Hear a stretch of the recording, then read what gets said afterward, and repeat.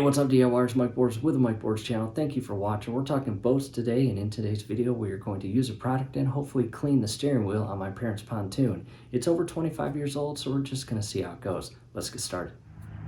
I've made my way to my parents'. I am on board and again addressing the mildew on our steering wheel, as you see right there. And some may say it's not bad, but some may say it is aggressively filled with mildew. And DIYers, this is normal. However, again, we are going to clean it. And the backside, we just don't want all of that on our hands. Taking a step back and transitioning to the product, I highly recommend. Down below in the comments and description will be a link on where to purchase this, and this is awesome. As well as shop towels and gloves for protection. You don't want that as well on your hands. Camera in position. Again, here's the product and a close-up view of the information. And again, just spraying this on some shop towels and wearing rubber gloves.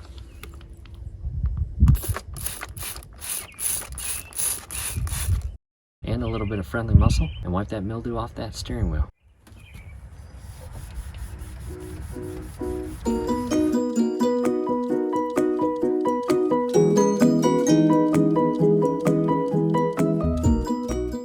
To an update, and as you can see, it is a different steering wheel. This is a brand new steering wheel, and unfortunately the old steering wheel just would not clean up. You can remove it, you can have a company restitch it and cover it and finish it. However, my dad bought this one, which is amazing. We love it. Most importantly, he loves it, my mom loves it, and it is a huge upgrade.